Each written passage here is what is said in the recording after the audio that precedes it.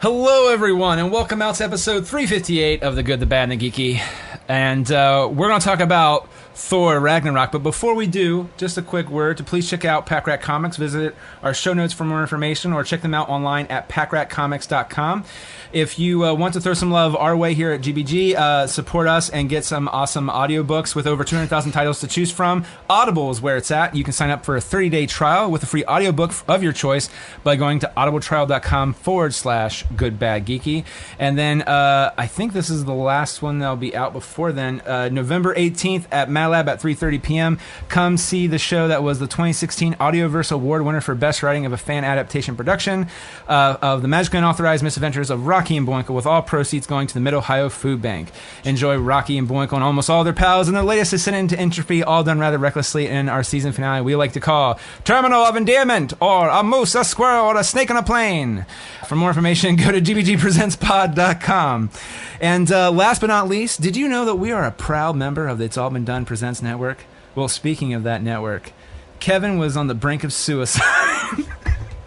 That was really super hopeful, and then it got really fucking depressing. Kevin, you know what? Let's read it depressing. Like, Kevin was on the brink of suicide. It's going to be terrible. It's going to be bad.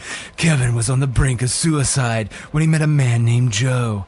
But is Joe an angel? A demon? Something else entirely? Regular readers know, as all 4 seasons are now available. I'm just going to go into the Rocky and Bullwinkle narrator. Read the first season for free, and for a limited time, you can get the individual episodes of season 4 free, too. It's all been done anyway, and this one is done. So head over to ibdpresents.com for the complete story. Is G-O-D is my BFF. And also, please support all our programming at patreon.com/IBD. Dear Jesus Christ. Did not think of that one when I was reading it. I just committed to it. And it's like, super happy reading. Kevin committed suicide. He was just on the brink. He was on the brink. So I have a wonderful group of people along with me tonight. I have, to my right, I'm going counterclockwise, Cat McAlpine. Booyah. Who's also in Red Roo. Which the finale, well, we're recording at finale dropped the evening that we were recording. That's right. So if you want more information, go to youtube.com/Red Roo series or Red Roo. Red Roo series. See, I remembered that almost. I decided to ask for if that was okay. Can't forget the promo. Okay. Yeah, you can't forget. I just have too many things to promo, so I generally just don't. And then we have Casey May. That's not right. Plugging anything, but I was chugging the water you gave me. So thanks, Nick. Plug and chug, a classic. That's right. Yeah. And then Casey May's plugging his freestyle. That's right. That's what I'm here for. Let's hear some more bars, kid. Yeah. You're not ready for it. It's too hot for us, Kat. What is that? Hippopotamus. My rhymes are bottomless. It's like, that's my second favorite part of the song. My other favorite part of the song is it's like, be more constructive with your criticism. Why why would you say something like that to me? Anyway, and last but not least, we have Erik Sternberger. That's right. And what websites do you have to plug? I'll just plug my own eriksternberger.com. You can go and I'd link anything I've got published or writing stuff there, like my latest piece for McSweeney's. Highly recommend. Yes, I do. And it's pretty great. It's horrible, but it's great. It's awesome. It's definitely my most viral piece so far. And a lot of times I'll do my own take on pop culture topics and how I would rewrite them. Yes. Which you've done Fantastic Four as an example. And Fantastic Four, Star Wars as a TV show, the Alien franchise. I'm blanking. I know I did a fourth one. I have to read the Alien. I don't think I read the Alien one. I feel like that was done first. I feel like Iron Fist. That was cool. Oh, I read Iron Fist. The next one I'm putting up is going to be how I would redo Final Destination to be a television series. Oh wow! Just brought me back to those movies. You know what?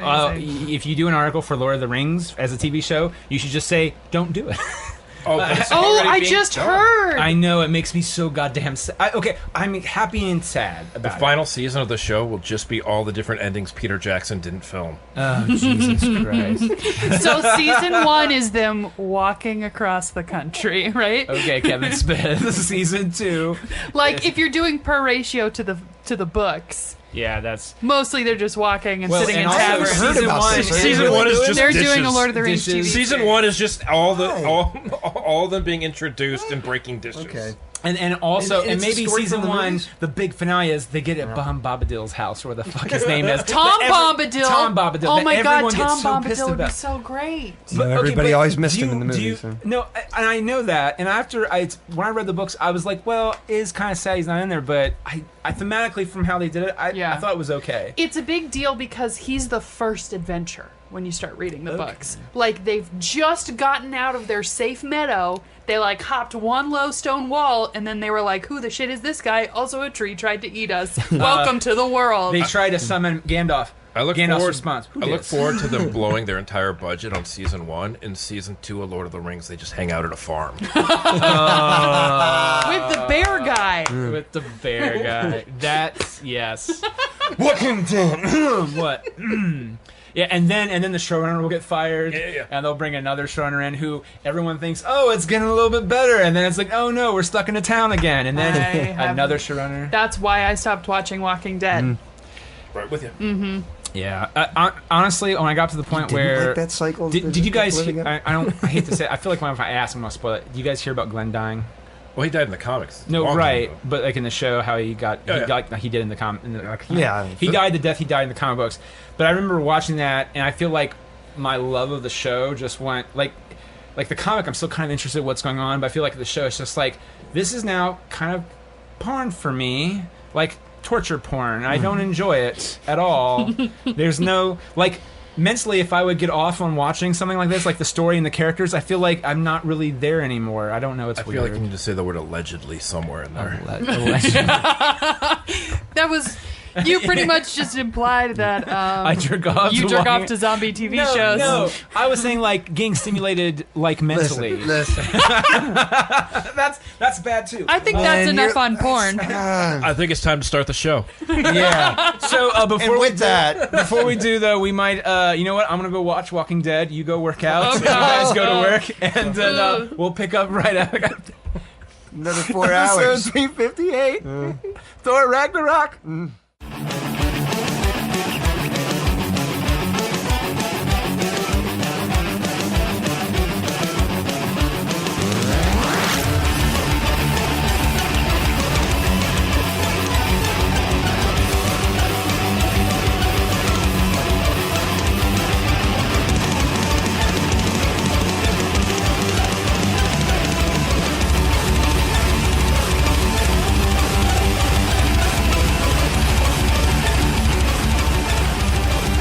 So tired. I'm pretty tired, dude.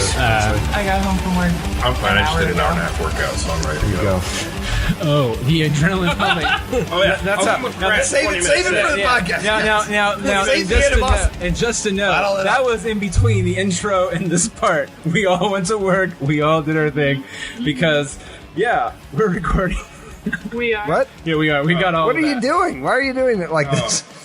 Welcome, everybody. I always do it like I that. didn't work out for the entire last Last week, week. so I was. You know what? punishing Yeah, myself. that's okay. You need to get pumped to talk about I worked out. My personal demons? No, I didn't. That's. Everyone's like, no. I saw Chris Hemsworth shirtless. I needed to go work out. Oh, man, make you feel Like the insecure. best 45 seconds of that movie. They lingered. Yeah, they did because they're not fucking stupid. Wait a minute. No. When did he get shirtless in this in Ragnarok? When he wakes Didn't you? up, You saw it? I did, but I don't remember. Well, that's because that's not what you were focused on in the movie. But I could hear the entire group of women behind me holding their breath. It was just this. There was this. He thought it was the seats in the theater creaking at first. And then by the time he put his leather thing back on, it was. No, it's when he wakes when up he in gets the the Hulk's shit kicked out of him apartment. from Yeah, the Hulk. Apartment, yeah, I guess it I kinda was. remember now. See, you relate it to me in story a funny context. way It to think all about that. makes sense now. well, they Yeah. call like bedrooms in like castles apartments, right? Well, I guess. I don't know. I've never been near a castle. They wouldn't never let me lived in near. a I'd be a castle. peon. What's I've never lived in a what's castle. You like to be peed on? No. Why I completely miss how we got to that point. Oh my god, Eric and I are looking at it like, what the fuck? I think No, I know. we're going to need All right, that. Casey, story. I know what We're you gonna meant. need I'm that. just being a You're just dick. going out I'm of just your going. way. Everyone, I'm just going to write everyone what I think they were going to say. And we're No, I just see. read I from it. set the tone Written here, Kat. I essays. see how it's going No. to be tonight. I'm gonna constantly need to fact check myself. Apparently, About Casey wanting to get peed on? just about what is your Wi-Fi? Thank you. This is how I start all parties. What is the Wi-Fi? I think. Oh, I think this is the password. No, you should say it on the internet. Yeah, that's totally what I'm going to do. Kat. Mine is clever Wi-Fi password.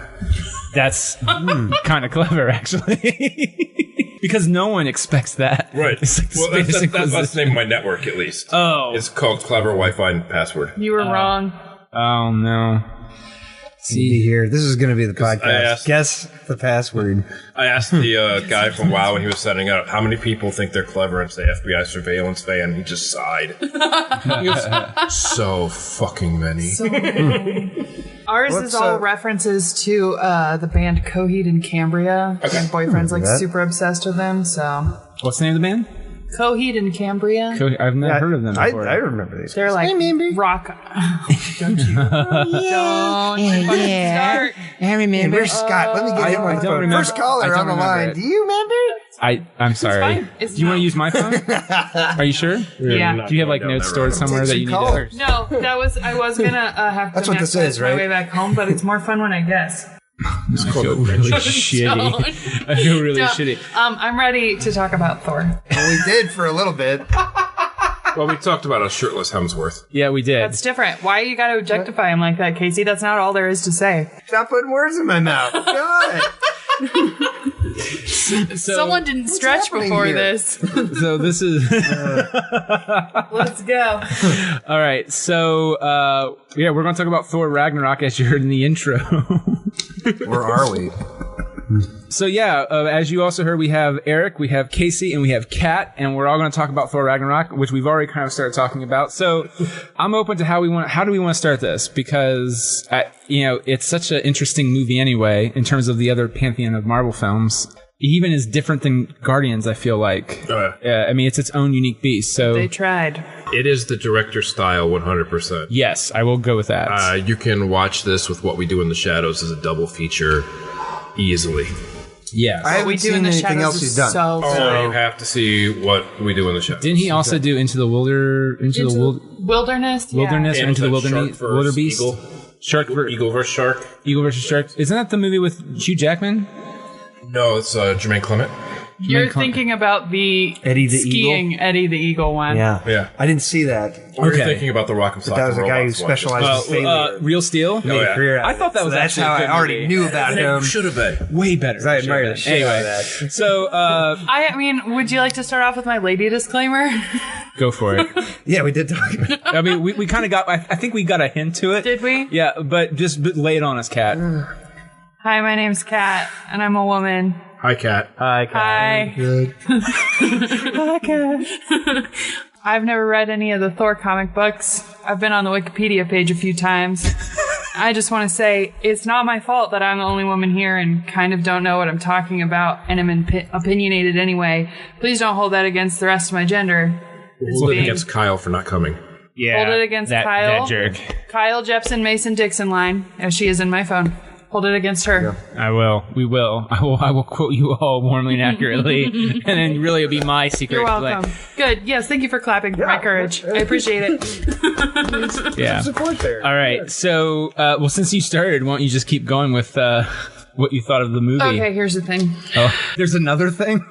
So the first 10 minutes were like the most horrifically paced thing I've seen in theaters in a long time. And it's because they really, really, really wanted Doctor Strange to be in this so that it makes more sense for him to be in Infinity Wars, because so far he's only had his own standalone movie and they need to weave him into the narrative more. But it totally ruined that whole beautiful moment where they're in fucking Norway, or like probably Cliff in Canada if we're being honest. But they're in Norway and their dad dies into 1,000 fireflies, and then their evil ass sister shows up, and that would have been such a cool cinematic moment if you weren't still trying to catch your breath from like Doctor Strange was here. And I don't know, it really threw me off. I loved the movie, but the first 10 minutes were frustrating, even though I got to see Tom Hiddleston in that nice-ass suit. Yeah. I didn't hate that Doctor Strange was in it. I loved Doctor Strange. And actually, I thought it was nice to see him at full capacity, because I feel in Doctor Strange, he's still trying to figure out, how do I do the thingamaddoo and do whatever. And also, I'm trying to get a hold of... generate beverages, bitch. Look at that. Yeah. And you're thinking, okay, and also he's wearing the Eye of... which is pretty sweet. Cool. And he had his gloves on. Exactly. He had the white gloves on. Yeah. Yeah. Cool. I love those gloves. So, and again, to me, Doctor Strange is kind of like Hulk. He always shows up in everybody else's stuff, and that's when he's amazingly good. But the thing that bothered me in the first 10 minutes is that characters who I thought that, I don't care that they died. I mean, I care that they died, but like, literally, it was just like, hey, it's the Warriors. Goodbye. Well, the Warriors did not sit well with me. That was my biggest complaint. I see that as the next phase of the movie. So the first 10 minutes, the pacing was insane. And then the next phase of the movie was, let's narrow down as many characters from this universe as possible so we can fit them all into the next movie. Also, can't have more than 2 interesting female characters, so let's kill the 2 from the last 2 movies. Lady Sif didn't die. Well, yes, no, Sif but is just not in it. That's an issue, right? And they didn't kill Jane either, but what I mean is they removed them from the narrative. They're just not there. Yeah, they were just like, I'm really happy they removed Jane, and I'll get to that later. Jane sucks. Yes, but I think it opens up a better solution once we start talking comics later. This movie already had a ton of characters in it. Yeah. So I guess that was why they had to sweep a lot of people out. But it was just so noticeable. Even Odin's death, it was just like, they didn't dwell on that. There wasn't a whole lot of, all right, how could or you something not? Where like the Warriors 3 die at the end of the movie, or just something like it would. That to me was, I think, he didn't grieve over them at all. No, he didn't, and that bothered me. You didn't even see him recognize that they were dead, and they were his best friends. He wasn't even there. Especially when they died. There was like when he met up with Hemda later, going, "Hey, sup? So, hey, where's right? There's nothing. Drill and Bullstag. And where's the boys? Friends since childhood. Where's the boys? Where's the boys? Yeah. Saturdays for the boys. Where are my dogs at? Yeah. In the front, the back. Yeah. Where are they at? But he's probably listening to DMX. That I think irked me more than anything, because it's like, if we just had the first movie and then we went to this one, I probably wouldn't have cared. But the second movie, no matter what people say about Dark World, I felt like it made the Warriors 3 like a formidable force, and it made them part of that universe. And I agree with Kat. I felt it was them just going, and from reading interviews with Chris Hemsworth, that was probably more, I think, his call. He's like, I'm tired of these characters. I'm tired of the hair. I'm tired of the hammer. Let's move the character forward. And I'm like, if you read the comics, Thor doesn't have his hammer anymore unless he got it back or something. Or no, there's Lady Thor. Right. Lady Thor is everything. And who's Jane? Well, Jane sucks. In my mind, Lady Thor is me. See Halloween 2012. Thank you. But we're also... Or also our staging of the Avengers, in which I played Thor. Did anyone videotape that? Like Michelle or anyone? God, I hope not. What do you mean? I was sweating from start to finish. Thor's sweaty in the movie, dude. And my hammer was a white piece of styrofoam taped to a marker. I made it from styrofoam from a dying star. but yeah, so that really irked me. The Doctor Strange thing, I think I was just so giddy about, oh my god, Doctor Strange, I think, is at being used at full potential. Yeah. And I think it's nice to see how he treats Loki and that whole thing. But it was kind of tying collectively with everything else that was surrounding it. It was just very jarring. Now, going with also what Kat said, I felt like they didn't really, I feel like anytime there was a nice emotional beat, and this is the director's style, he's like, let's just move on to the comedy. Yeah. And I wanted that moment, like, now it teetered on that line a couple times. Yeah, and sometimes it worked. Right. Then there were some times where it was just like, this is bipolar. What the example of Loki and Thor in the elevator, where he's like, we are past the verge a long time ago, brother, but I've always loved you. But and it's that Loki's moment of, and Hemsworth has the harder part, I feel, of getting the dialogue out there and being sincere about it. But Loki has it even more harder because he's not saying anything, but it's that look of, oh, I'm the fuck up here. The thing really made me happy comedy that kind of tied into that, and you saw it from the beginning, from the first scene, and what made me so happy is that finally Thor was not the fucking fish out of water. They did get rid of that in this movie. They finally got rid of that trope with him and let him be Thor. Yeah. Mm-hmm. It was... The whole movie was him being Thor. Yeah. Which was nice in the fact that here is a confident god character who knows his powers, and eventually, he gets, you get your character in a tree, throw rocks at him, just like, storytelling. But it wasn't everyone fucking explaining how the universe works to Thor the whole time. Yeah. And I also, for me, I felt great because I felt like Kevin Feige and the Marvel guys wanted to push the whole Infinity Stone thing, and then the reference at the very beginning, he's like, I went on an amazing journey across the universe to find these stones, but I couldn't find any. And I was just like, and then and you don't fucking hear about it ever again. And I'm like, good, because you lost Joss Whedon from the Marvel Cinematic Universe, you pieces of shit, over that stupid shit. And then it drives me nuts. They let Hera close a plot hole. Oh, with the fake gauntlet. Fake gauntlet.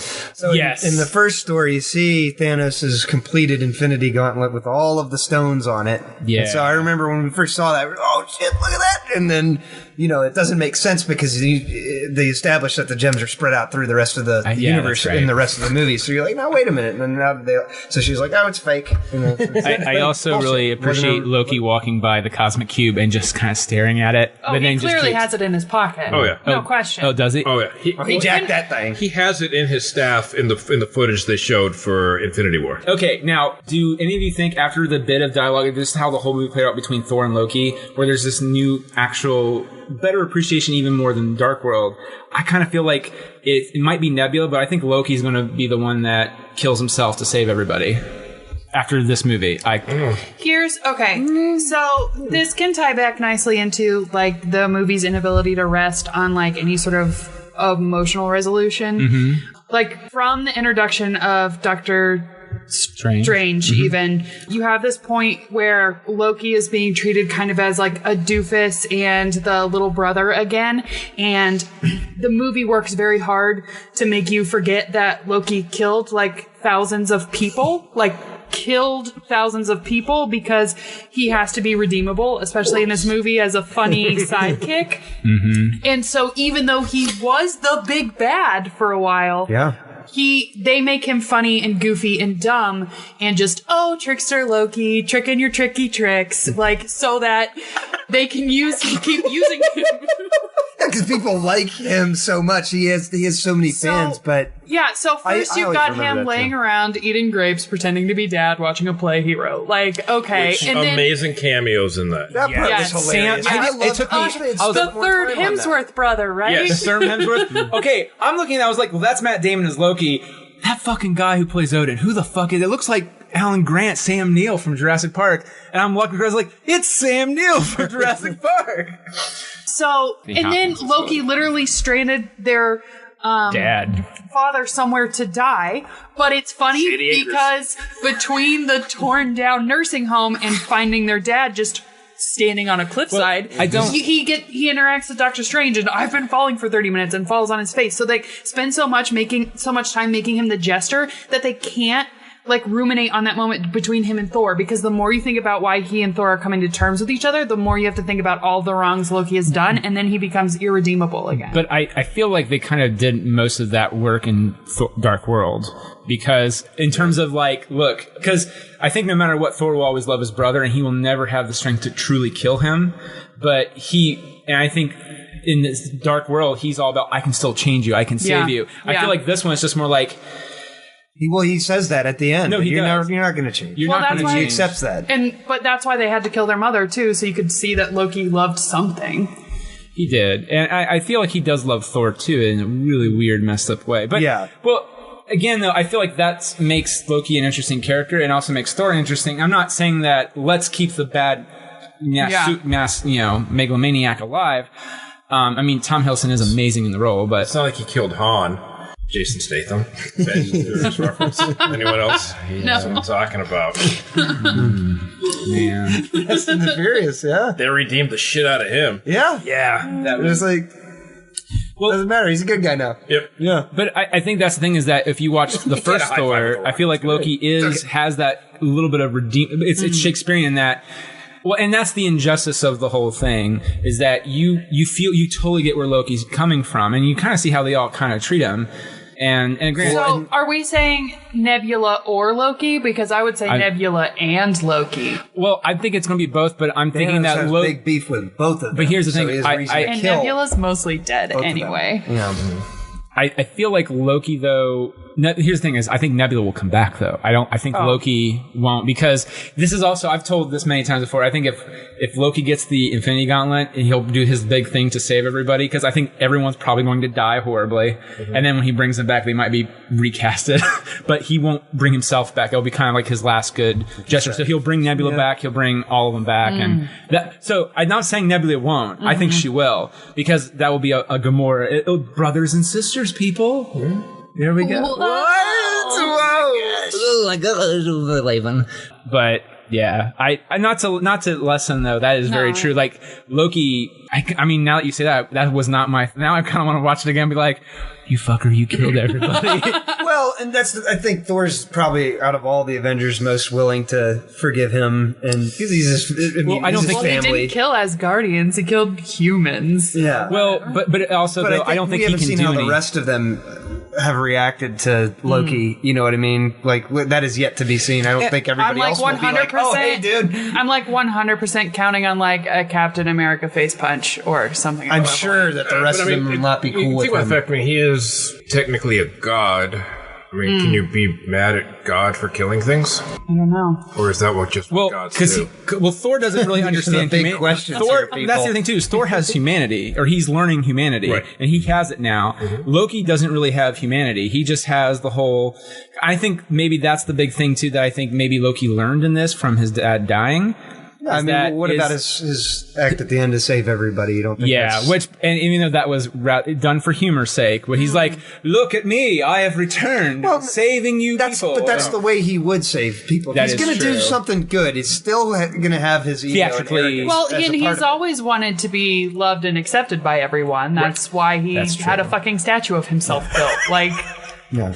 Can we also give mad props to Anthony Hopkins for really enjoying the fuck out of that? That whole scene was hilarious. I wish they'd spent more time on it, actually. Yeah. It was very funny. Yeah. If we tear down the statue of Loki, are we doomed to forget history? Who will remember he killed all of those thousands of people? Yeah. Not Thor, apparently. Not Thor. Oh, jeez. Hulk will, though. Hulk always remember. Can we also... Remember. I remember. I would like to go on record saying I fucking hate Casey May. Good. Can we just take a moment on the Valkyrie scene, because so much of this movie was so bright and that new Guardians of the Galaxy 80s throwback, shiny, bright, different colors and pops, synth music kind of thing. And then you got this Valkyrie scene, which looked like it was painted by a fucking Renaissance painter, and I lost my ever-loving shit. It was beautiful. It was and beautiful. I loved it. I am sad they cut out the bit about her. I felt like that gave her bit about her having a lady friend. Who cares? I'm sorry. Did anyone did people gripe about that? No, Marvel cut it out. It was just when they were trimming the movie down. It was just there was a scene of a woman leaving her room, and so it was just kind of it just got cut for pacing. That makes sense too, though, because in that painting scene. I'm trained. We got rid of 2 women and we added 2 women, and you've got this young, kind of kick-ass woman, and I kept thinking, okay, who are they going to hook her up with? And I felt like she had chemistry with everyone on screen, so I'm glad to find out that it was because she likes the ladies. Yes. And I think that Banner might like her, but he has no chance in hell with her. Well, what happened to the worst pairing of all time, Banner and... Yeah, but they winked at that. Oh, no, I liked that pairing. I thought in terms of the context of the movies, I liked it a lot. It had no goddamn grounds. They were like, what if Hawkeye had a family? Just kidding. Everything we've ever alluded to until this point. Don't get me started. No, I guess I didn't. I never cared for it because it has no basis in the comics. The Hawkeye family thing. I hold that against Whedon. Didn't they borrow that from the Ultimates? Yeah, and they all died though, and he still had that real history with Natasha. And it's and that's how they wrote off all of the chemistry between him and Natasha that they'd written in the stories. It was she's the aunt to his children. And I was like, fuck off. Man, well, I still want there to be a Hawkeye and Black Widow movie. Well, I want there to be Marvel Black Ops. That would be sweet. You got Hawkeye, you got Black Widow and Nick Fury.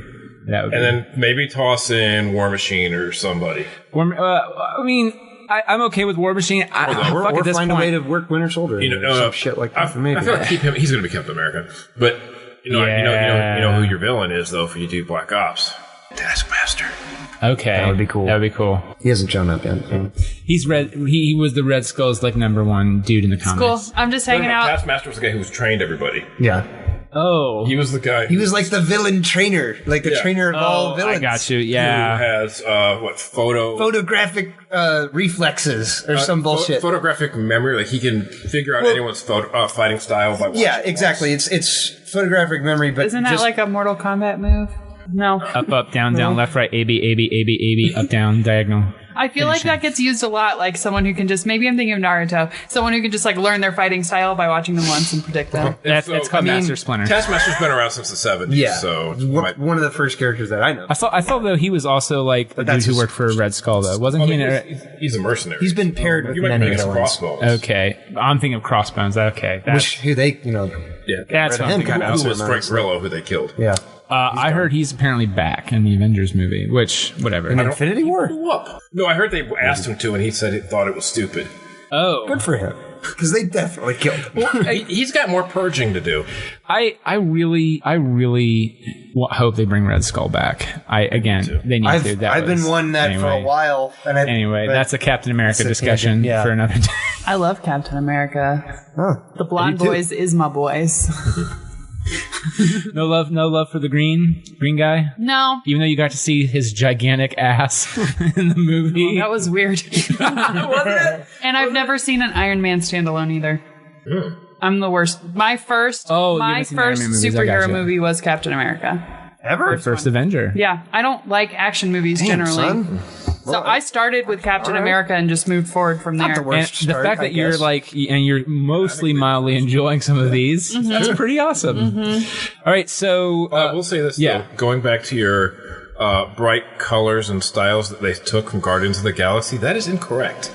Those are all straight from Kirby. Yeah. Jack Kirby, the guy who created the Fantastic Four. But it seems like... But those are the designs for the Celestials. Oh, no, I know what you're talking about. I'm just saying it seems that they definitely didn't have that design style for the first two Thor films. They didn't. They weren't. And so it seems like maybe they knew because of the success of the Guardians movie. They're like, now we're going to They were able to go with some of the weirder stuff and bring in the Kirby and the Walter Simonson element. Sure. The intro from Hera, was it Hela? Hela was amazing because the moment she walked through that cloud, that's all Kirby.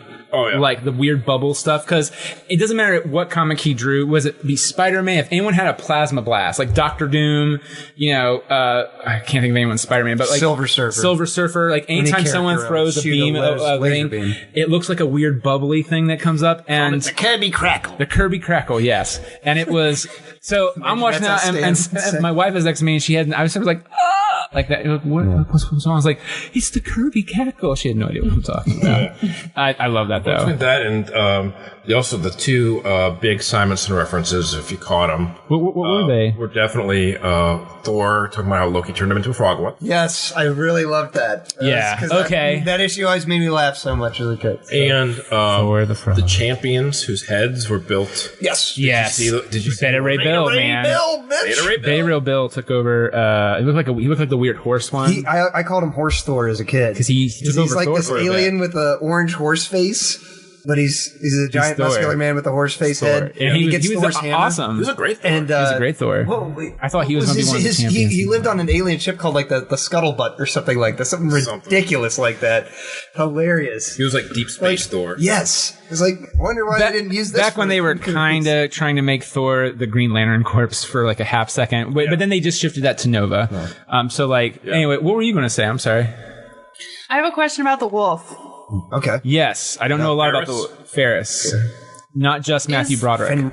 Is the wolf Hela's? Because I feel like in some mythology, the wolf is Loki. Am I insane in remembering it that way? No, you're not. Matter of fact, in the first Avengers issue, Loki did turn into a wolf, and Hulk fought him. And the lineup is a bit weird because Hela is Loki's daughter. Loki's daughter in actual mythology. They never alluded to in this. They changed from when he fucked a horse. That I don't know. Did I make that up?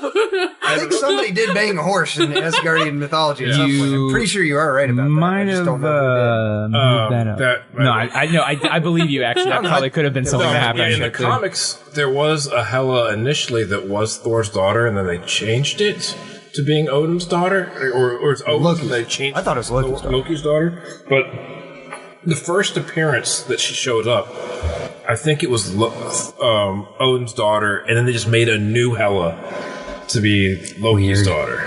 That's weird. Well, comics. Yeah. Especially back then. Yeah, that's true. Where they were like, oh, this won't be running in probably 20 years. This is disposable. There's no way people talk about this on a podcast. Because a podcast is a thing that exists at this time. But the wolf, though, in the very first issue of Avengers, Loki did turn into a wolf, and then I think the Hulk is the one that went after him in wolf form. And okay, what did everyone think of? Because we're not talking about the man himself, Mr. Goldblum. What did everyone think of Goldblum? Oh my god, he was fucking amazing. He was hilarious. I mean, he was Goldblum. Yeah, I heard he was also doing that. He came onto set and asked the director, "So you just want me to be Jeff Goldblum?" And he was. But I thought that tone made it feel almost futuristic to have this overlord. It was more that fun vibe that they injected in this movie with all of the improv and the colors and the Kirby crackles, which I have just learned about. Was this kind of overlord who's taken power, but he's just kind of do whatever you want. And they kind of deal, and they kind of gloss over really quickly as a possible, he was enslaved once himself or something like that. Yeah. It's very brief. He was the first lost person. Which I thought that was well, that's fascinating. I'd like to know more about that. A whole mythology about the creation of that trash planet would be awesome. Well, not even just the trash planet, because they don't say in the movie, even though they've announced it publicly, that he's the brother of Benicio del Toro in Guardians of the Galaxy. The Collector? I knew that. In the comics they are from the same family. Yeah. It's with them, Eternity, Ego. But as I'm saying, I would like to know more about that, and I hope they go over that in the Avengers movies, because it's this Marvel Cosmic. But I loved Goldblum a lot. Yeah, I mean, once I got over how different that the interpretation of the character was, it fit with what they said. Oh yeah, for this movie, like Kat said, it just fit the tone of it, and I think that if he had been really more like the comics, very overbearing and typical villain, then I don't know if it would have worked as well. Well, I think what's more terrifying to me of Goldblum's take is that, he's doing Goldblum, which makes me wonder if Goldblum is equally terrifying in real life. but the way he just goes, yes, you look, I like your hat. It looks very nice. You not wearing a hat. You're gonna get killed. Kill him, because it's very innocuous, very kind, pleasant person, and then boom, he just kind of turns in a hat, and you're just like, oh shit! Well, it's a good the melty stick. It's like he's been doing it for so long, he's bored almost. It's a good contrast to hell. If you had two, that's what's true. His face? Balrock, whatever the rock guy. No, the helmet that causes Ragnarok. Oh. That fire demon. Thank you. Clancy Brown. Yeah, which was awesome. But yeah, it was a good contrast of your three villains that have pieces, and I love that. That's true. Surtur's mask essentially was Chekhov's gun. Yeah. Yes, that was one of the many things they had to set up in the beginning of the movie. Thor is the first movie I've seen in theaters in a few months, right? I got to see a special screening of Blade Runner. Good. But other than that 6 months. I still haven't seen it. You saw, because you also saw Mother, which we were trying to get together, and then I dropped the ball on that. Good now. Well, see you. No, Blade Runner you have to see on the big screen. It's perfect. It is. I want to see it. I haven't seen it yet. I'm behind. See it on a big screen. I will. Big screen. Sound design alone. is amazing. Well, in cinematography, when you get deep. Oh my god, they could have, honestly, that movie could have no fucking dialogue and I'd still be like, favorite movie of the year, done. It was fucking beautiful. Anytime that you give me like a wide shot with good coloring and you're like, feel something, I'm there for you. I'm fucking there for you. I'm such an easy indie win. And that movie was so good. But that's not the one we're talking about. No, on a weird tangent, and then I watched the Spielberg documentary on HBO, and I then started going down a YouTube rabbit hole of like how, because a lot of people either love or hate him, but like the one thing that everyone who hates him is just like, but he knows how to shoot a movie, and I'm like, well, no shit. but like there are things like I'm just innocuous of like his big thing is he distracts the audience by following items around in people's hands, where he'll do a master shot that's really multiple shots without cutaways, and it's very innocuous how he does it. Like, I remember there's that one scene in Catch Me If You Can where it's a wide shot of Frank being driven into the cell with Tom Hanks, and they're about ready to process him and all this shit, and it just stays the wide shot, and then when they get to Tom Hanks's line, they just zoom in, zoom out. It's almost like, it's not Steadicam, but it's like, and they never cut. It's almost like it's just a one giant ass take, and it's not like a masterfully done Scorsese shot where it's like a walk and talk. It's just, it's technically 7 shots within one, and they never cut, which I'm like, and he does it in like almost all his movies, and I've never, sorry, I'm a Spielberg fan, so I guess I should have prefaced that with a little. Okay, so Thor. Thor, and that made me think of my mighty Lord Thor. Not God of Thunder Thor. That was Lord Thor, which I thought, I was like, I'm a god. One thing that I've always felt about this was from watching the trailers, knowing that they would do the gladiatorial battle storyline is, they're borrowing from the Planet Hulk, World War Hulk, leading into World War Hulk story. And so that was the one thing about this was bittersweet for me, is like, well, they're probably never going to do Planet Hulk now because so there'll never be a Scar. They'll never, and all that material. It's so awesome, and so I like what they did in this, but that's off the table. Like they brought in a few of the gladiators. They did. Can I tell you what I think I know about Planet Hulk? And then you explain it to me. Sure. My understanding is they send him away in a giant rocket ship because he destroys the planet all the time. That's what he does. And then he lands on a planet with other creatures exactly like them and becomes their king. No. It's a gladiator planet. He basically gets pulled into a gladiatorial combat. And I mean, there's parts of it in this movie. Well, and they were actually hoping to send him to the sun to actually kill him. But that's not where Avengers I thought it was. What they did is they were going to send him to a peaceful world with like bunnies and alien bunnies and meadows for him to frolic in. And it got forever. And an asteroid knocked the ship off course, and it lands him on planet Scar. No. Scar was his son. Yeah, but what was it? I can't remember the name of the planet. But they basically get into this whole thing. He leads a revolution. It's really cool. He takes a queen. Yeah, it's it's like Gladiator with Russell Crowe. He gets married. He doesn't take one. He wins. She falls in love with him. Yeah. And then he ends up having a son.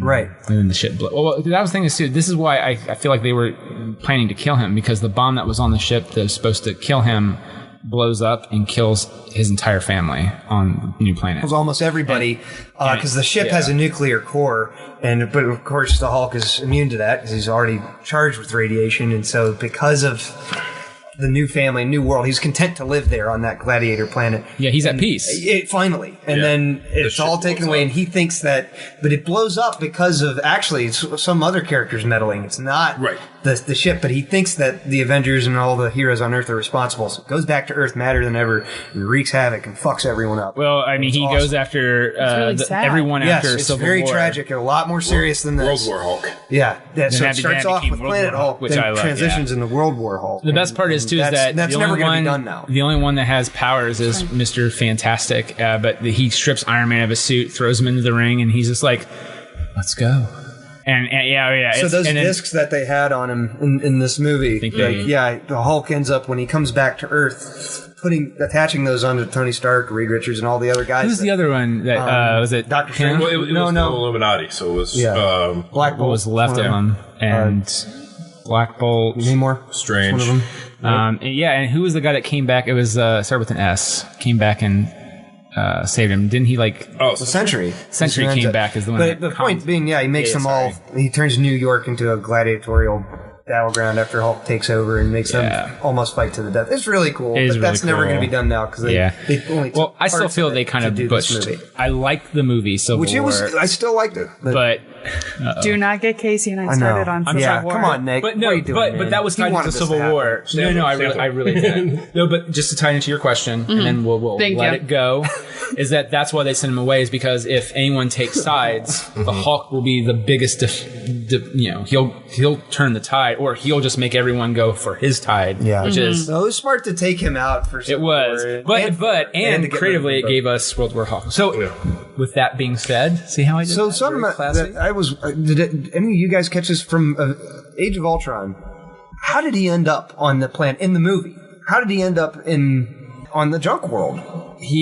What happened to the Quinjet? How did Hulk get there? That's what I'm saying. Natasha put him in the jet and shipped him off. But did they mention that it was going into outer space? Does anybody they actually remember cut that? Apparently in Ultron, that scene goes on further. Okay. And he goes out of the blue into the black. Because I don't remember seeing it go into space in Ultron. Well, basically, that's what happened, and word leaked that they were going to be doing Planet Hulk because of that. So Feige had them trim it down, so they never showed him going into space. Interesting. Because they didn't want everyone thinking that there was going to be Planet Hulk. Because there kind of wasn't, because it was Thor and Hulk on the world. So they wanted to keep it so people didn't know for sure that was coming. Now, does everyone feel like Hulk is actually okay never having his own movie ever again, though?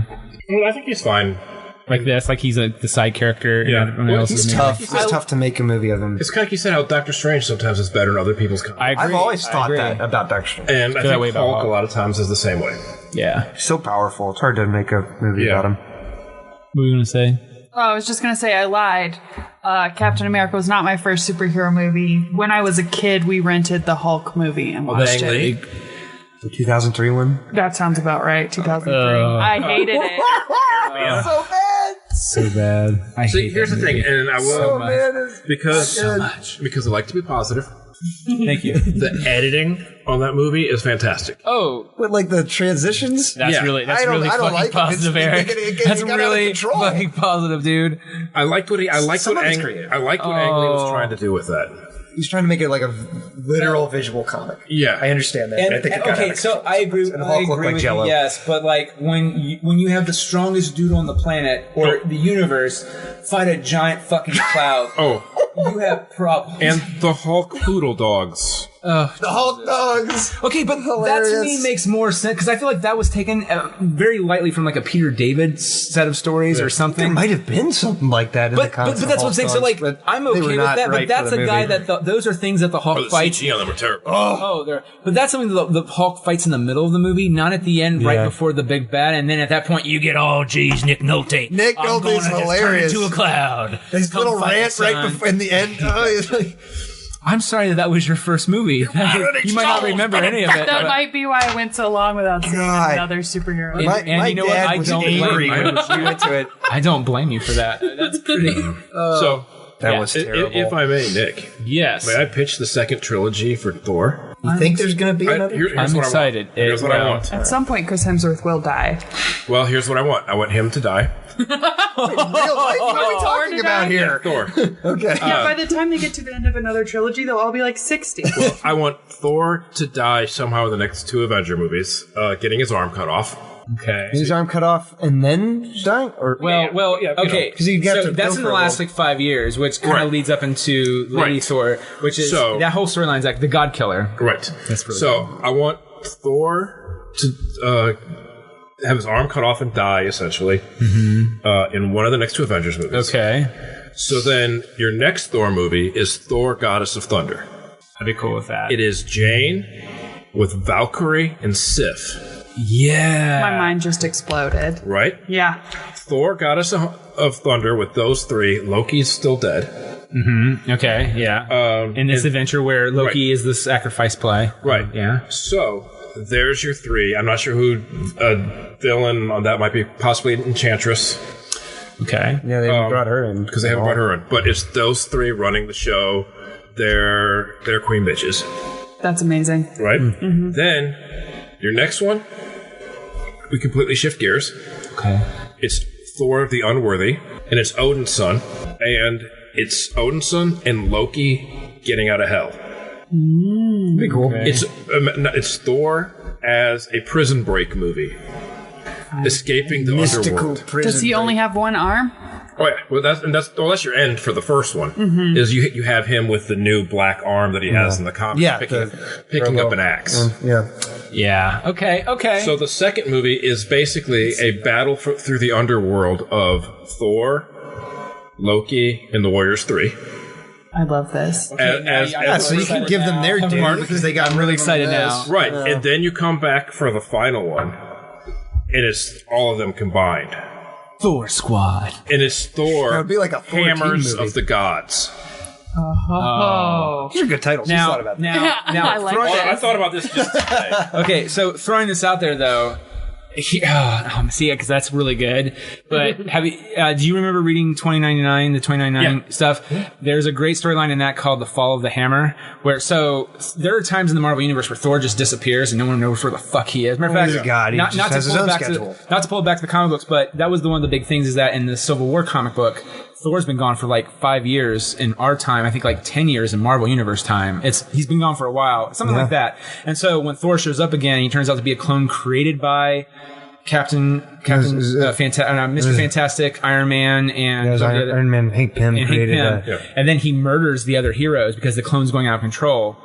Oh, so that happens in the Civil War. Sorry. That's what I'm saying. So, like, there's that, but so they kind of allude to that, not really, because that came out years before, but in the Marvel 2099 universe, Thor's been gone for like centuries, or however long it's been, almost a century, and then the gods show up. Loki, Thor, Odin, Sif, or whoever they are, they all show up. From vacation, bitches. But I think some of them realize something's a little off because they're also kind of sponsored by they're throwing their weight behind this corporate entity that's kind of taken over the 2099 universe.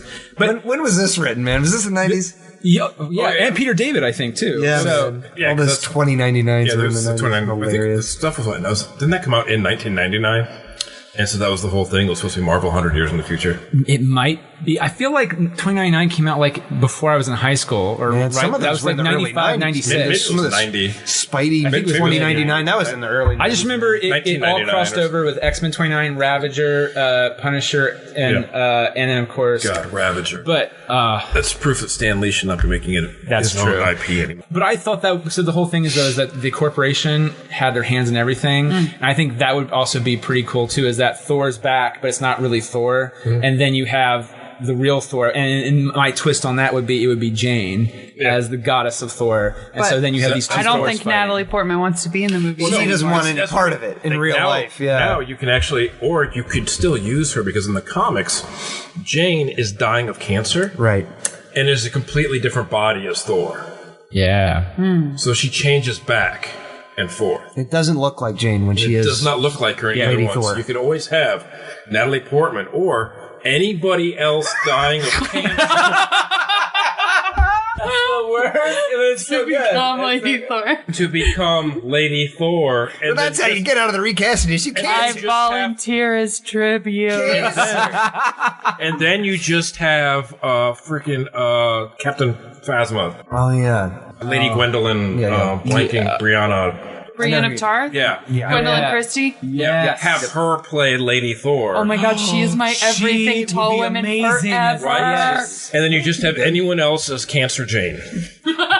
Cancer Jane. Because it does not have to look like Natalie Portman at this point. That's true. Especially since we haven't seen her now for like 3 movies. Mm-hmm. So they can totally Don Cheadle here. Oh man. They already set a precedent. Here's the thing though, if they do that though, they at least got to bring back Skarsgård, and then they also got to bring back. I liked Kat Dennings. I love Kat Dennings. Meow meow, and also she was kind of a very strong female character. I thought, within relation to what was going on. Yeah, she was funny. And always bring back Skarsgård. He was great. I would just like him to be in every Marvel movie. Please. But I also didn't miss them. No, I gotta say, I didn't. At the same time, well, here's the they thing. just would have made it more crowded. Of making Thor look dumb in his environment. That is true. Which we already said, they evolved out of that phase finally, which is good. I think because the first movie it worked. He is still kind of fish out of water, but they don't play up to it. Where it's like littler moments, just like the whole thing where he's like because like, look, fish out of water to me also means how aware you are of yourself at times too. When he goes to the Quinjet, strongest Avenger, dude, you're not the strong. You're probably second. It's Hulk. Okay, well, Point Break. There's a difference between Point Break. That was a good little moment. Fish out of water and being a little behind. Yes. And I think that's kind of the difference. It's like, he doesn't know Hela. He doesn't know these things. But it's not that he doesn't understand the world. Because that's how it was when he was on Earth. Yeah. Right. He was just straight up doing shit like he would do on Asgard, making a fool of himself without knowing it. And they kind of carried that into the Dark World a little bit, too. But he wasn't making a fool of himself, being funny in spite of himself on that trash alien world. Thor is I will burn that bridge when I get to it. And that often works out for him as far as fetching, what's its name? Serta. Sponsored by Serta Mattresses. When he goes to get Serta's head, he's just like, here's the problem that I believe exists, and I kicked its ass. And then later it's like, well, good thing I did that, because now we can use it whenever we want, like right now. Put it in the trophy room. Yeah. So can I tell you how I thought the movie was going to end, and then how they didn't? They did one part of it. So when I'm watching the movie, Sarah was like, I got this. I'm calling it now. They're going to fucking Ragnarok, Asgard. And she's like, what? I was like, they're going to destroy all of it, because when they do that, it'll take all their powers away. All of Hela's Loki, powers. Thor, and Hela. You thought everybody was going to... Well, and then I thought Doctor Strange was going to come back, because you got to have Thor with his hammer. I mean, because this is the Marvel Cinematic Universe. There is money to be made in those toy hammers, people. Yeah. Okay? And the next one, there's no toy hammer. Give him that axe. You also have one made give him the axe, but but that's what I'm saying. What I'm is like, the axe's name? Jorgensen or something? I can't remember. It's It's got like 14 J's and R's. And But I was thinking, hand me the Jorgensen. So I thought that was going to happen, and then so he would kill Kate Blanchett, and then Doctor Strange. So it was like, let me save the Warriors 3. Use the Eye Agamotto. Boom. Asgard's fine. You got the hammer back, but you know what? Hela stays dead, and that's how I thought they were going to do that. And nope. Remember that Thor lost a fucking eye. I did not see that one coming. And now he just has to lose the arm. That's true. That's a moneymaker. That face. I can't believe they did it. I think that, that they committed to the idea of, like, things are changing, and this one's not, the status quo is not preserved. The status quo is not quo. Here's the funny thing. One of the best things about it. In the footage they showed it's with the Guardians, right? Yeah, it's with the Guardians of Thor. Infinity War. Thor has his eye, so someone probably had to go in and digitally add his eye to all the preview scenes that they showed the press in the trailer. Yeah, he has his eyes. I know. I'm just saying, like. Well, I also feel like they would have had to have known that he lost his eye in this movie. They wouldn't, right? You know what I mean? Exactly. So, I also feel too that shot of Hulk and Thor running each other in the Gladiator Stadium. Like, I remember, I swear in the trailer he wasn't like full on electricity. It was just him going in slow motion like that. I think you're right. He's going full electricity. I'm pretty sure God of Thunder, you're absolutely right about that. I seem to remember that in the trailer too. Well, I mean, and also it's Disney, and they are good at manipulation. Like, if you watch the new Star Wars trailer, there's that shot of was it Kylo looking at the ship? He's going to fire at something, and then they shoot a shot of Carrie Fisher. And at first I was like, don't fucking kill her too, you asshole. Well, I know with that, they sat down with Rian Johnson, and they said, what can we show? And they worked the trailer with him. Right. So, and it's like, I like the fact but that's that Disney very misleading. Is very smart to work with their directors. That's true. On those things. There was a director recently that got really mad about something they showed in the preview. I can't. Well, going with that, do you guys like that Hulk was shown in the trailer? Let's go there. I was thinking about that too, because I saw the trailer for this one a few too many times, and I think that I would have enjoyed it more had I not seen it. Had I not seen the trailer, because it got butts and seats. I feel like it got me more psyched. Absolutely. But now I kind of they're going to sell the Hulk versus Thor battle, and I understand it. That makes sense. Yeah, I agree. But I think it would have that they set it up in the movie like it's a big surprise who's coming out of the other side of the arena. As a we all knew. Film guy, I would have rather been surprised. Yes, that would have been awesome. Yeah, I also work in marketing from 9 to 5.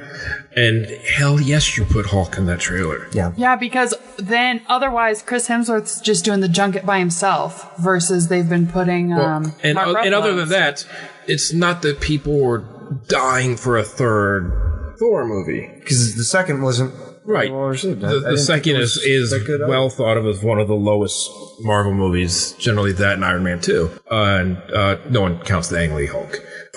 Fair. So no one should. I saw Cat's eyebrows go up, and I'm like, oh, No. Yeah. that's like Spider-Man 3 and X-Men 3. We just don't Cry. We don't believe in them. Exiled children. Yes. I'm okay. So We put them into whatever dimension Ella was in. looking forward to the future. Yes, the future. The future. Welcome to the world of tomorrow. Come, your destiny. I'm sorry, Jesus Christ. Yes, Okay, so I want to talk about my fears for a second. Infinity War is just one movie. It's two. Well, it's gonna be two. They have not officially. Yeah, it seems like they're going back and forth on that. Going back and Well, they are shooting, several times. They're shooting the movies back and forth, Yes, but they don't know what the title of. We don't know if it'll be one big ass long movie or two. They've changed this several times. I can say with absolute certainty, if it's one movie, it's going to be significantly worse. They're going to jam a lot of shit in that. Because Civil War taught me that. Oh, so see, we were having a nice time, and then We have to go here because with killing off all of the extracurricular characters as they did in this film, they're preparing to get a whole shit ton of people on stage at the same time. It's the same reason they shoehorned Doctor Strange in here. And I'm afraid, listen, if Civil War was just a Captain America movie, it would have been amazing. But anytime there were more than 3 superheroes on screen, it got a little messy. I love It was like the it was like situation and 10 what was happening. pages of one-liners, and it was not engaging. It was That's more or what I'm less afraid. like an unofficial Avengers movie. Yes. Really. Yes. And so I took think it that way, and it didn't. the Avengers can walk the fuck on out of my Captain America movies. So when they're setting that storyline up, you gotta have other characters affected by it. Early word they're saying is that Infinity War is a heist movie for the Stones. Which that would be kind The of thing is, they haven't set up Thanos. They haven't really done a whole. They've shown him, but he hasn't really done a whole lot. He is only set up for people that have the context, and I only know about Thanos because watching the extra credits, I always lean over to the person I've gone to the movie with and said, "What's going on? Who's that purple guy? What's happening?" I know about the Infinity Stones because I sought that out. Your casual Marvel moviegoers don't. And so they're going to have to spend a lot of the first, if there are 2 movies, first Infinity War, setting up him, his character, what he's trying to do. It's because they've only Guardians. So winked at him and all these other movies. And they're running out of time. Well, they've run out. They're going to consult Steven Soderbergh or whatever his name is. And they're going to Thanos 11, and he's going to be walking through his big old ship, and they're going to do some so and they're going to do weird slots of like all his minions doing his evil deeds, and then meanwhile it shows like Thor and the Guardians like sneaking on one side, Rocket's like takes on the. I feel like Chris Pratt is going to take on the Brad Pitt role and always be eating something in every scene. That does sound funny. That's pretty. No, but here, okay. So who's going to be our Clooney? Me. I mean, it's probably going to be Tony Stark would be in that lineup. Yeah. Okay. Now here's the other thing too. Don't you think they could have not? Sorry, not to go back. It's not Thanos 11. It's like Thanos 40-5 though. Have you seen the movie poster? Their faces are all like the size of a quarter of a penny. Like, oh, this is it. It takes a whole moon to destroy them. 2 brothers. Paul Rudd is Scott Caan. Oh jeez. Spider-Man is the other brother. Yeah. Casey Affleck. Yeah. But well, don't you think marketing was? I think it was the strongest of this iteration phase. These 3. So high school was the first 3 Spider-Man arc with Spider-Man 3. What the fuck is that guy's name? Tobey Maguire. Yeah. So then after being hurt by Spider-Man 3, I refused to watch the Andrew Garfield arc. It's fair. So they weren't good. Sad thing is they are nicer. Okay, so I always tell people with Spider-Man this is that if you even if you don't read the comic books, I feel like they all got something right with the character, but I feel like the new one got everything right, which is... Yes. Tobey Maguire got the geek nerd side, and granted, it's a little bit more classic 50s, 60s version of that Raimi pulled from. Yeah. But Raimi had a problem of they started the movie out with a narration, and so now you don't know when he's fucking narrating or when he's talking, and so then they took the narration out in the Garfield films, and now you have wise guy Spider-Man, which was nice to see. Shitty Peter Parker. Yeah. But then you have emo Parker. He's skateboarding. You have it's cool now. Great relationship between Andrew Garfield and Emma Stone. Yes, but everything else in that movie was dog shit. Right. And you have especially a great Electro. Paul Giamatti in that. So the only thing they got right in the second Amazing Spider-Man film that I feel they got really right in terms of the old school stuff is. Spoiler: the death of Gwen Stacy. Yeah. I'm aware. Which, they did that well. That's the only reason to watch the movie. But the that doesn't make it for a good movie. No, completely. It doesn't at all. It's so bad. Oh, that was so bad. He was so Spider-Man just had Homecoming. We just did the Thor movie, which kind of funneled down the Thor universe a little bit. Is there anybody who's going to be in Infinity War who hasn't had a standalone movie? I mean, we've even done Ant-Man. You mean, are they introducing anyone? Yeah. And Infinity War. Well, what about Adam Warlock? So. No, he will not be. You don't think so? I don't think they have legitimately said he is not. Yeah, because I think James Gunn wants to personally... James Gunn said he is in 3. Because he's a pretty significant part of that story in the comics, so they're changing it then. Yep. Okay. So no, I think, and because the last one left is Black Panther, and then after that, I'm so excited for that movie. I think that's going to be a lot better than this. It looks. Yeah, it's going to be. You think Black Panther is going to be better than Thor? Than this past Thor, yeah. I think it's going to. I love totally the fact different styles. I think they're going so weird with it again. They're going weird with it, which I love. Mm-hmm. Oh yeah, which is so cool. It's like Space Africa. Yeah. I'm here for it because I don't know. But do you think that as a marketing guy, and you're marketing for Mad Lab too, do you guys... I work in marketing during the day too. Yep. Do you really? I didn't know that. Sorry. Okay, so both of you in your 9 to 5... Nice. Good job, kids. I've partaken in the marketing. So, do you think though that you could have not shown Hulk, but showed Bruce Banner instead, and let people go, "Ooh, is he gonna?" And matter of fact, just put that line. He's like, "I can't turn into him again," or whatever, and or hint at it and not directly. There would have been so many questions. I think about how Bruce Banner fucking got there. That's what everybody, how did this duo last time we saw him shooting off into space? Okay, you either show him or you don't show him. And go big or go home. And and the thing is, a lot of times with a trailer or with anything like that, if you have a moment, you put it in a trailer. No, you're right. And he's a friend from work was such good iconic moment for that trailer. When you can get people to quote a trailer, you put that in the trailer. And in retrospect too, can I also just say that it is also amazing that in my opinion is not the funniest line of that sequence. It's when Hulk grabs Thor, does the puny god moment to him, and look, he's like, "And now you know how that feels like." That's what that feels like. That's fantastic. Loki's entire reaction to seeing the Hulk.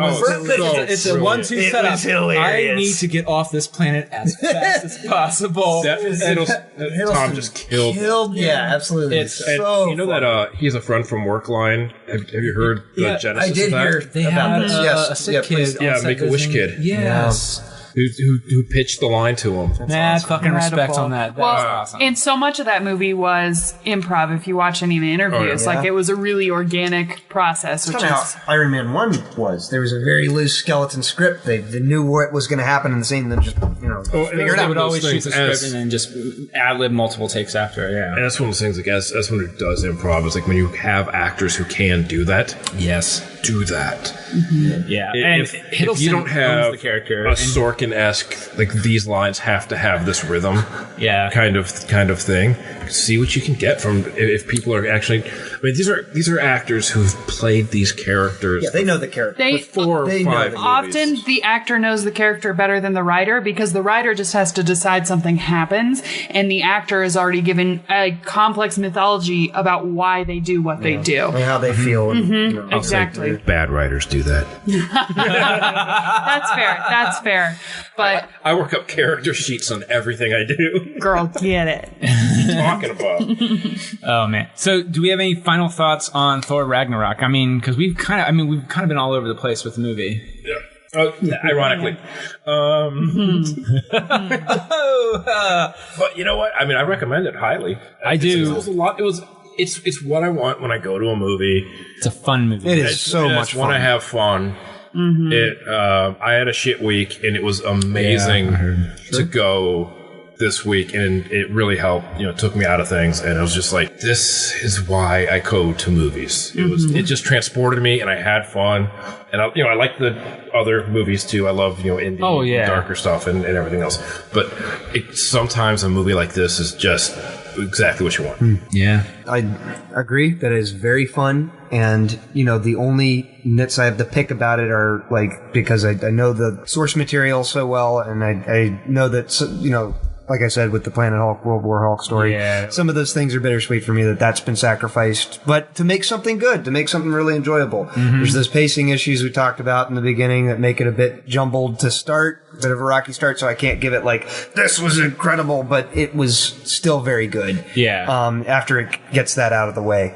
And it's a lot of fun after that. So, I definitely enjoyed it. I'm going to see it again. Oh, yeah, nice. I'd say... After Blade Runner. Yes. Apparently after Blade Runner. Double feature. I'd say that nothing else does this better than comics, which is you take a story and then you give it 1,000 iterations of itself. You change characters, you change locations, and I think the more interpretations of a story that exist, the more you discover what the true nature of that tale is. And by taking away Thor's hair and his father and his hammer, you find out what is it that makes a Thor movie when you take those elements away. And I think still the character even exactly. After all that and I think this movie, even though it's almost a genre change, still stayed really true to what is it that Thor believes in. And I think it all comes down to that moment in the elevator with Loki where he says end all be all, you're my brother. We have diverged. You see how much character development he's gone through in that moment. And so I think it was both a hilarious and really heartfelt film. And I enjoyed the addition of lots of synth in the soundtrack. There is that. I agree with that. Just what we talked about before, just little moments. It's okay. In that moment, I think is a good example of where it's okay to have the joke immediately afterwards. But the little moment with Odin dying, passing, was, I would have liked, I'm fine that then they were taken by Doctor Strange. That didn't bother me, but I felt like it was way too quick. And also I would have liked to seen a little bit more blowback from Thor and that, because, and also we didn't talk about this really, but he didn't really kill Odin, but without Odin getting his Odin sleep and all that, that is what sentenced him to die. But because he dropped him off at Shady Acres, which I'm assuming is a decent. I'm assuming. I read the Yelp. I read the Yelp reviews. They were pretty. I didn't. Well, before I'm sure Loki read them. It was brick, at least. It was brick. Yeah, it's an institution. I would have loved to see them take a beat to contemplate the passing of their father, and then Thor fucking lunge for Loki, and then that's when Hela comes in. I agree with that. Yeah, I agree with that too. It was just that was in that portion of the movie that was rushed. Yeah, before she showed up, it was all we just got to get miles per hour. Yeah, we have to get so much out of the way, set up so many types, so many loose ends. Jane and I broke up, and all that was so. I had to get all that out of the way. And so, weren't they technically broken up in Avengers? Well, they hinted at it. He's like, well, Jane's doing projects. She's all doing her research. He's doing that thing that guys do. It's we're not together, but she's still better than your girlfriend. Because, isn't it Banner? Oh, you mean in Ultron? No, in Ultron. In Ultron, they're talking about how great. I thought it was just admitting you got dumped. I think it's that. Well, I think it's that too. Canada. Yeah, she's in Canada doing a project, and it's yeah, dude, you got dumped. We're still talking. But, yeah, things are going well. It's complicated. I'll have another. It's complicated. But, yeah, so beyond that, I really enjoyed it. I highly suggest seeing it again.